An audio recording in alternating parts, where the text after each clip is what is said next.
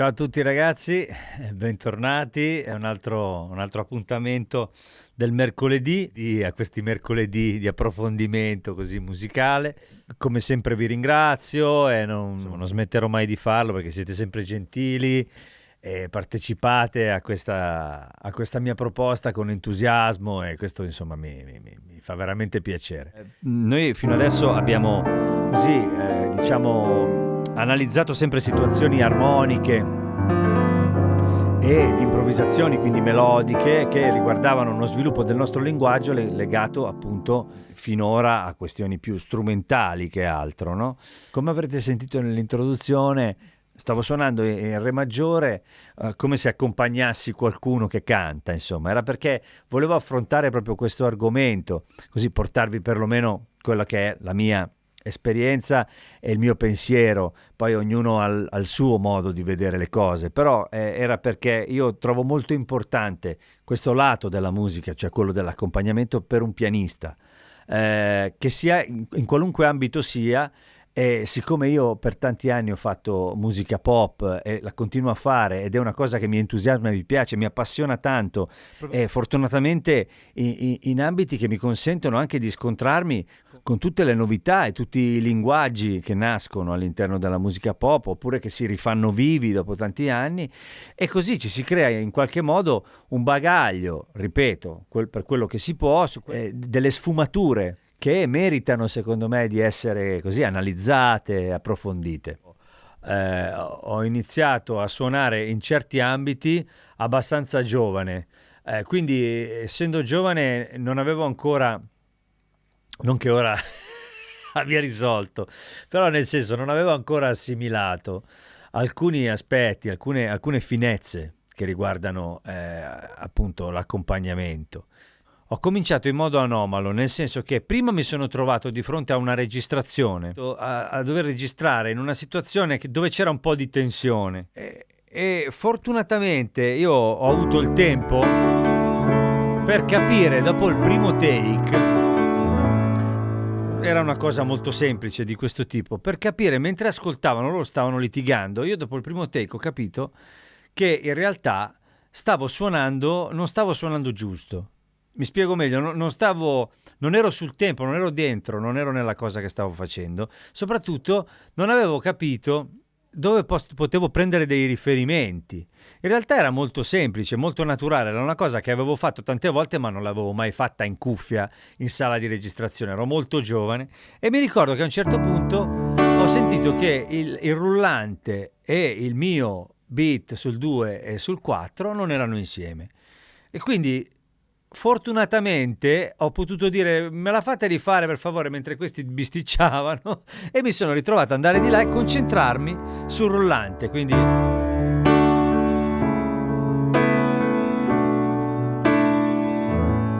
appoggiare, no? Il 2 e il 4, che è una cosa fondamentale. Prima esperienza in studio, ci si rende conto perché si entra nel dettaglio, magari ci si rende conto che le cose non sono perfette o comunque non sono come le vorremmo, ecco.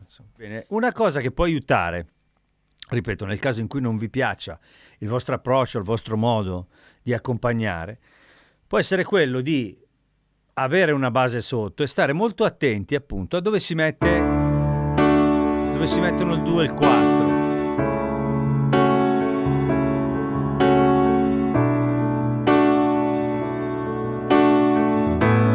Perché quell'impatto tra rullante, che molto spesso è sul 2 e sul 4, e colpo che diamo noi col piano, non è che debba essere per forza insieme preciso, dipende dai brani. L'importante è che ci sia che nasca quel suono, un po' come la cassa e il basso, dove cioè non devono essere esattamente nello stesso punto, ma se il basso è leggermente nasce quel sound che fa parte del pop di un certo tipo, anche italiano se volete, e poi la stessa cosa nasce con ma anche se state facendo, adesso lo sto accentuando, ma quando lo trovate e lo colpite, adesso possiamo fare magari un esempio.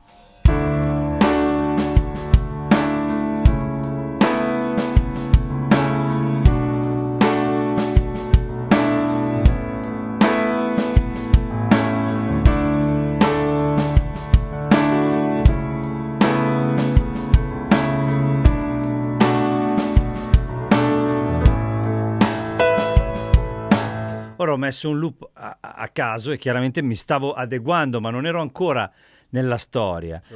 Può sembrare così, voglio dire, scontato. In realtà io ho passato tanti anni a fare estremamente attenzione a dove cascasse il rullante del batterista con cui suonavo.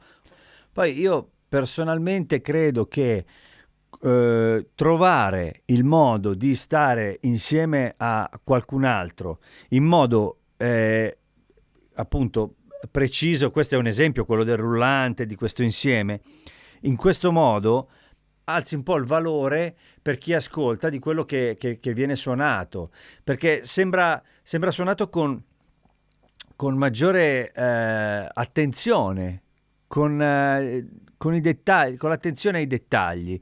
E poi c'è anche il lato, diciamo così, sempre questo è sempre quello che io credo che funzioni, quello umano, che se si riesce a unire la parte morbida e umana, che è un po' quella che si dice cos'è, dove sta la differenza?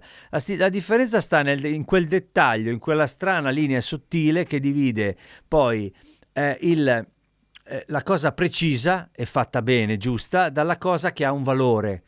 E io non è che sto dicendo che quando faccio le cose hanno un valore, dico che ci provo, e quindi questo provare piano piano, insomma, ti fa migliorare, no? Ti fa andare avanti un pochino. Poi dove si può arrivare si arriva. Però intanto questo modo di pensare alle cose semplici con molta serietà e con molta attenzione, secondo me è fondamentale, per poi portare anche quelle cose in tutto, l'improvvisazione, le cose complicate, qualsiasi cosa, un po' di sensazione emotiva, che sia questo o che sia, cioè qualsiasi cosa si faccia, cercare di essere coinvolti in quello che si fa. Questo coinvolgimento, secondo me, misto con e quindi anche coinvolgimento emotivo che in qualche modo comporta anche un trasporto ritmico, una morbidezza ritmica, no? Un respiro, quindi non è preciso. L'unione tra questo e l'attenzione però ad alcuni appuntamenti ben precisi dove si vuole essere lì, dove si sa di dover essere o si sa di voler essere, a quel punto si comincia a trovare questa sensazione dove quando senti un basso, una batteria e un pianoforte e una chitarra che fanno questa cosa con questa intenzione, una canzone diventa quello che dovrebbe essere, cioè una cosa profonda per tutti quelli che la stanno suonando, perché quando incontri quello che ti dice sì vabbè ma lì tanto sono 2 accordi, li faccio mentre mi faccio il caffè, e io non riesco, nel senso che io mi sento coinvolto anche se le cose sono semplici, in modo anzi forse più profondo. Era questo un po' il discorso che vi volevo fare, uno dei discorsi che vi volevo fare oggi.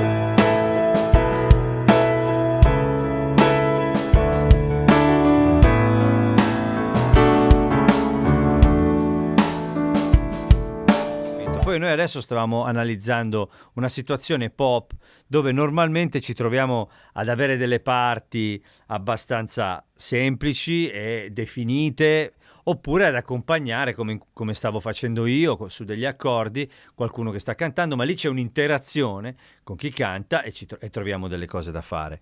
Nel momento in cui si cambia genere, comunque la solfa non cambia, perché se io dovessi fare questo discorso, se dovessi prendere un approccio radicalmente diverso e quindi passare a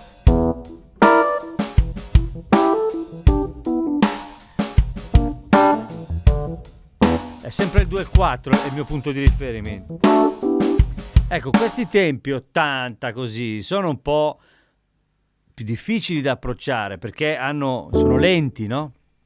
Quindi dobbiamo aspettare, non abbiamo tanto tempo per far andare le mani. Quindi appunto lì, allora lì ci può aiutare il parlare, no?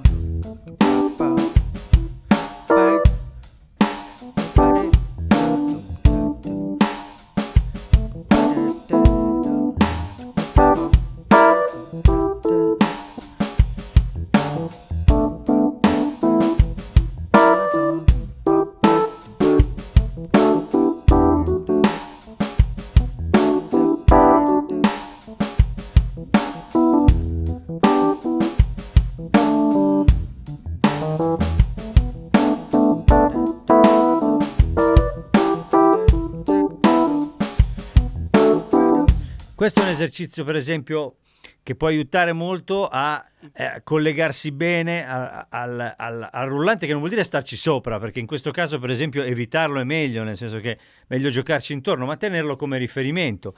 Poi, ripeto, anch'io sto entrando in confidenza con questo batterista che, insomma, non saprò mai chi è, insomma, perché ha preso un loop di Logic.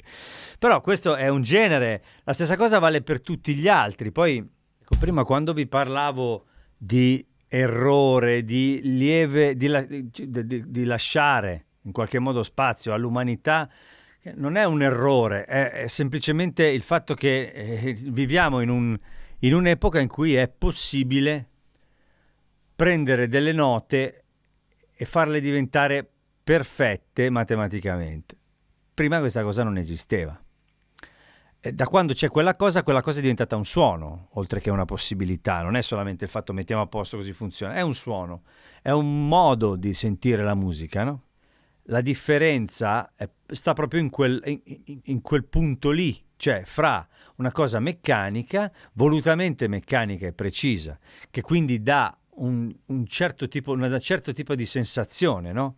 Che può essere anche molto molto bella e interessante proprio perché è chirurgicamente perfetta, e poi i tre clavinet di Stevie Wonder che accompagna un pezzo, che li metti uno da solo, dici ma cosa sta facendo, poi li metti tutti e tre assieme insieme a tutto il resto e tutto quanto, e ci mettiamo a ballare tutto il villaggio, perché poi alla fine è quella la cosa, cioè da una parte o dall'altra è dosare quell'umanità che siccome siamo uomini abbiamo. Poi se decidiamo di prendere e quantizzare tutto perché ci piace così è un altro discorso. E quindi i discorsi che vi stavo facendo valgono anche quando si va in altri ambiti. Anche qui tutti i linguaggi che possiamo, ma anche se stiamo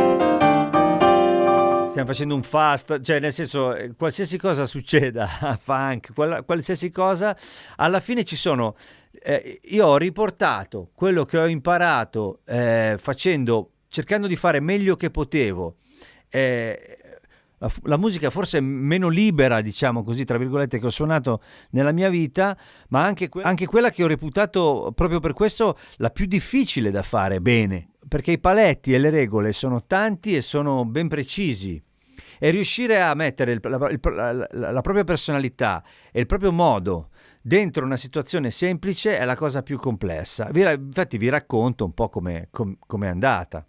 Quando si accompagna in ambito, diciamo, più strumentale, per farla breve, magari ci sono delle situazioni dove chiaramente non c'è il 3, il 2 e il 4, insomma il beat, quello come lo intendiamo, no? Ma magari si spostano queste cose.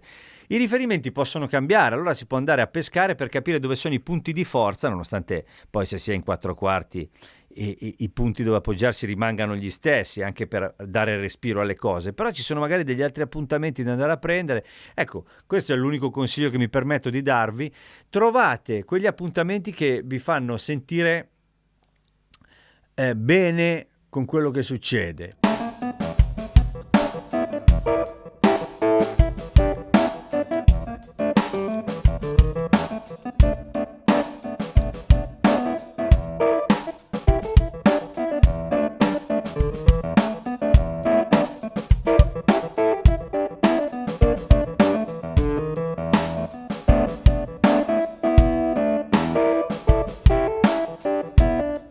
Quindi vabbè, questa è una puntata un po' strana, nel senso che parla di un argomento così un po' meno profondo armonicamente o in altre direzioni degli altri.